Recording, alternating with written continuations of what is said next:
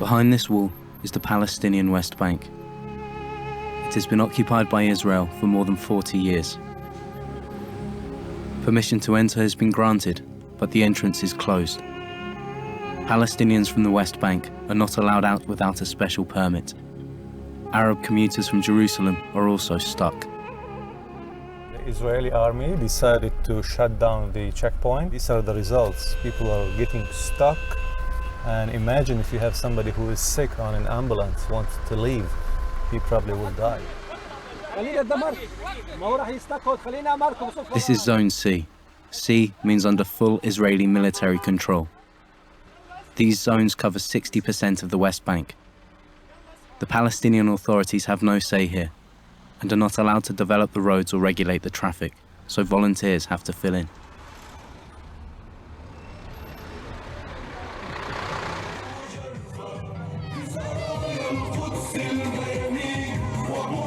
Things may not have changed much in the West Bank, but the Arab Spring has given hope to many Palestinians and has helped temper the occupation.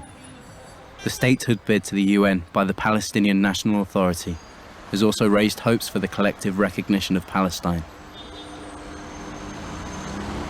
In the center of Ramallah, the recognition of Palestine is a well-discussed subject. 83% of Palestinians support the UN bid, but many are also fearful of retribution from Israel. For Palestinians, these fears are well justified. Israel has already punished the Palestinian authorities by blocking taxes and speeding up settlement construction after the cultural organization UNESCO accepted Palestine with a majority vote. The United States, Israel's closest ally, also responded by cutting off their financial contributions to UNESCO. The decades-long conflict between the Israelis and Palestinians now threatens to divide the international community. Suad Amiry is a writer and architect with a middle-class upbringing. Her family was expelled from Palestine during the founding of Israel in 1948, so she grew up in Damascus and Amman.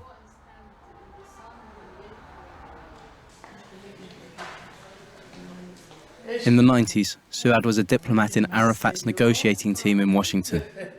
Today, she's the director of the Ruwaq Architectural Center, an organization which she runs with a handful of employees to restore and protect historic Palestinian buildings. Here we are, when we go to the UN, telling the UN, for God's sake, come and protect us from these Israelis, because neither the Americans nor the Europeans had been fair in telling Israel enough. So at the end, we have realized that really we need an international community to be recognized exactly the same way Israel was recognized in 1947. And what do we find? We find Obama telling us we are taking shortcut. If 20 years of negotiations is shortcut, I would hate to see what is a long cut with the Israelis. From the roof, you can see why Jewish settlements on Palestinian land have become such a big obstacle to the peace process. You can see it starts from there and it goes all the way right there. And it's this land belongs to a Tawil family. It's private land from Al-Biri, where we are right now. And the people from here went to court, this is almost 20 years ago, asking for their land because they're not to build settlements on private land, and they won the case in the Israeli High Court, but that did not stop the settlers from living here. In the past, did they get compensation? No.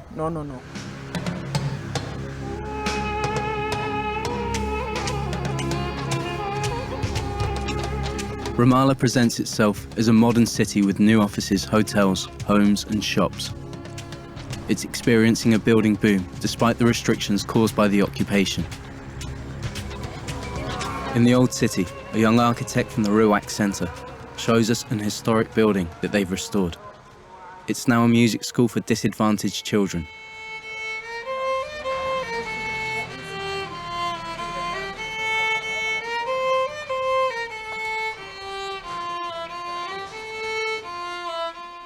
Ala is 13. The song she plays is called My Country, the Palestinian national anthem. She was only 4 when she witnessed her cousin being shot by Israeli soldiers. Almost everyone here has a similar story.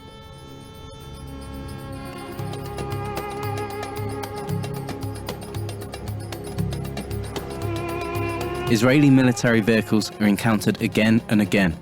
They patrol Jewish settlements to protect from Palestinian attacks and to prevent violence from the settlers themselves. It's the time of the olive harvest. Olives are the main source of income for many people in the West Bank, but harvesting them is a risky job. Palestinian farmers are repeatedly attacked by Jewish settlers who destroy their trees. According to the UN, more than 7,500 trees have been cut or burned by Israeli settlers this year alone. The Taisir family of Sevilla is in a hurry with the harvest. The fear is always there. Up until now, it's been quiet. But last year, the settlers disrupted the harvest by attacking us and destroying our trees. This year, so far, it's been okay, thanks to God. We are afraid of the settlers because we have children with us. We do not fear for ourselves, just for our children.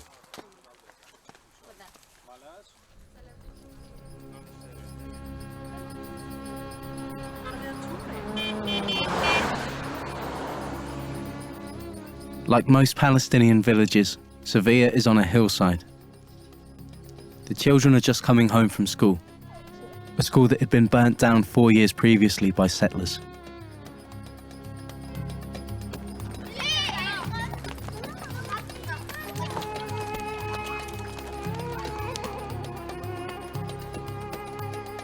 Jewish settlements are on top of the hills all around.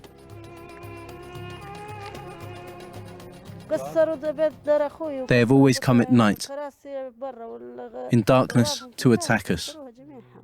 We could not even sleep because of fear.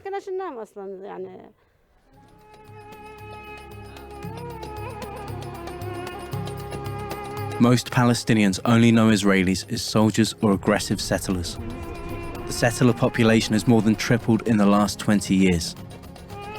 Despite being illegal under international law, the settlements are supported by the Israeli government through tax breaks and subsidized home ownership. The government also protects the mostly national religious party settlers with a military presence that allows them to carry weapons. More than 200 settlements now divide the West Bank. There are even separate roads for Israeli settlers that Palestinians are forbidden to drive on.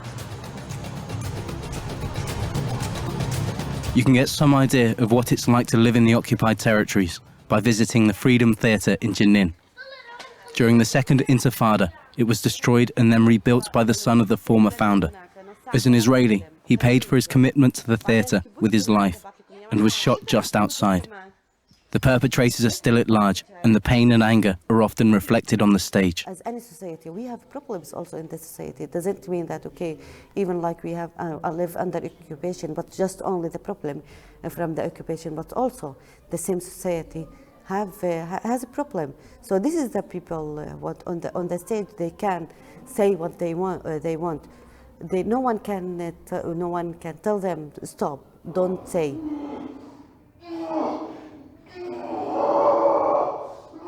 Qais was a child during the Intifada, the uprising of the Palestinians and the Israeli attacks. His youth was marked by violence.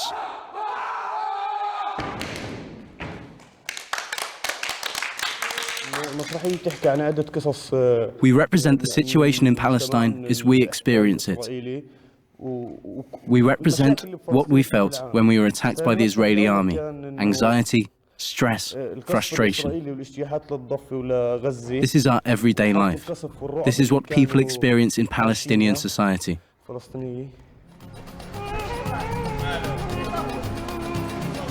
Kamal, who is a friend of Qais, also experienced the Israeli invasion of Jenin 9 years ago. His father and 3 brothers were wounded.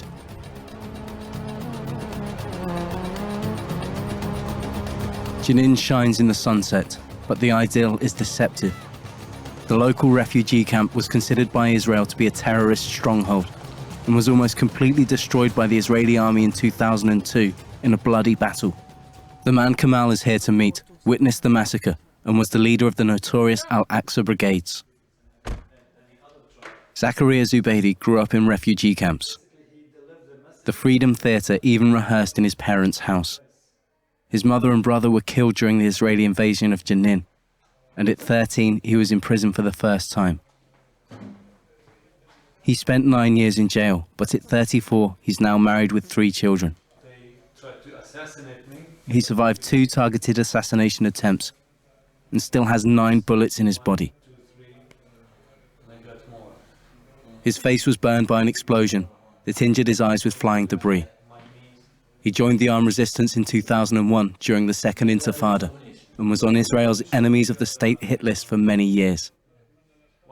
He says that despite accepting Israel's amnesty, he won't leave the house without his gun. The Israeli army has come with tanks and killed our people, and in doing so have taken our faith and hope. They want us to strike back so they can say to the world that we're terrorists.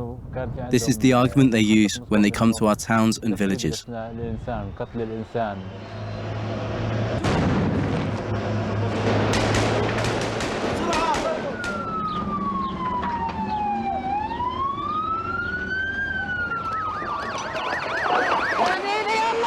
4 of his friends have died, 2 as suicide bombers in Israel. He has also been responsible for terrorist attacks and the deaths of Israeli soldiers. He now renounces violence, but disagrees about a possible 2-state solution. I'm opposed to a 2-state solution. I want a state for both, without occupation and with equal rights. If Israelis want to live in Jenin, that's fine. But we also want to be able to live in Tel Aviv.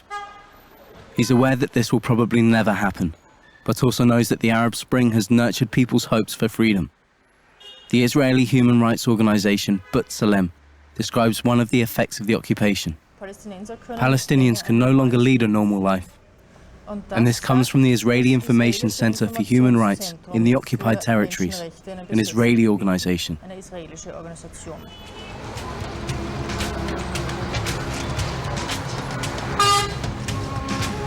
Another checkpoint is passed. With it, we leave behind the West Bank with its concrete and barbed wire. For those Palestinians left behind, the Arab Spring remains a long way from the West Bank.